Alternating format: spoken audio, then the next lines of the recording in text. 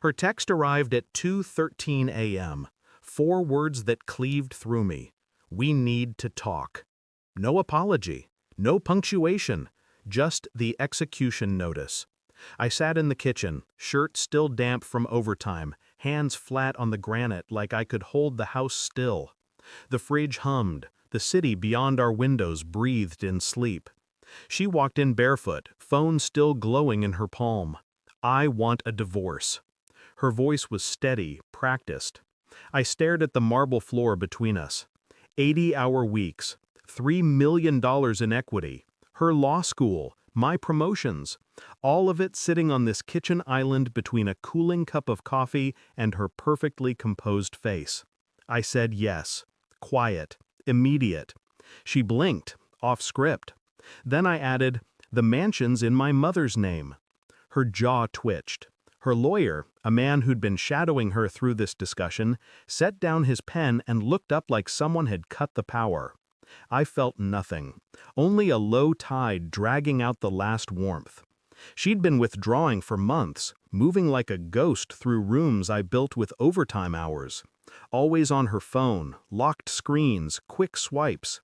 The first night I suspected, she came home smelling of a hotel lobby. Not perfume, not alcohol, just that neutral, sterilized air of somewhere expensive and hidden.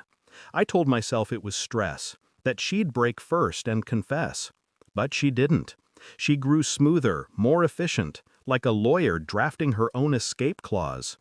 I started noticing small errors, different credit card receipts tucked under the wrong name, Lyft rides at 11 p.m. to streets she never mentioned, a second phone charger buried at the bottom of her purse.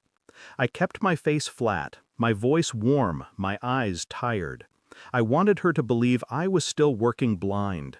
But inside, I'd already turned the lock on the cage. I built my case like I built every deal, quietly. Bank statements, device backups, cross-referencing hotel bookings with her calendar. I found the man quickly, an equity partner at her firm, married, 2 kids. They called each other client on Venmo for the hotel reimbursements.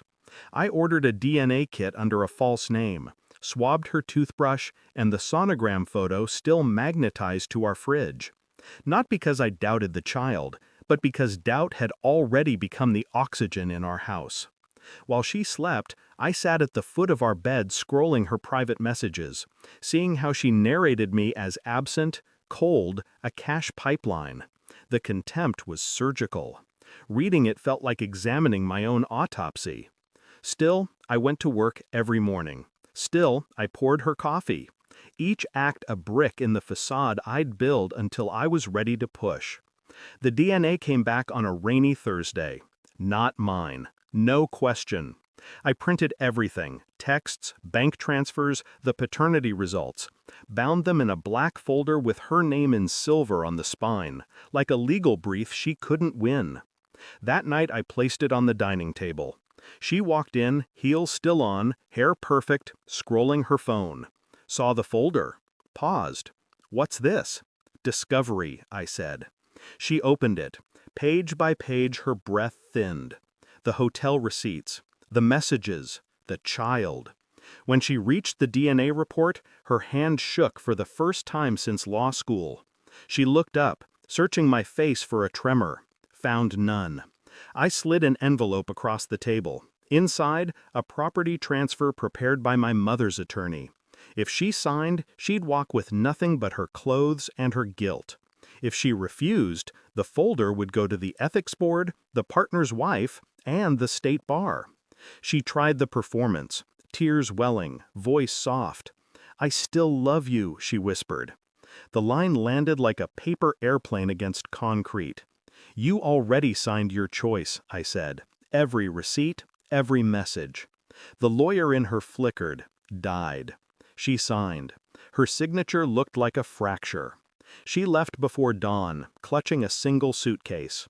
No goodbye, no apology, only the faint smell of her perfume caught in the hallway air.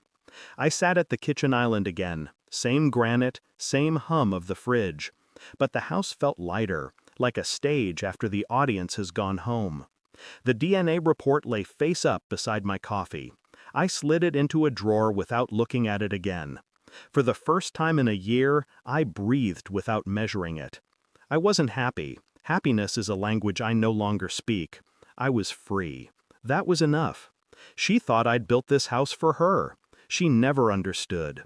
I built it as a vault, and tonight I walked out holding the only key. Thanks for watching. Don't forget to like, share, and comment. Subscribe now to Cheating Stories Insight World for more amazing stories.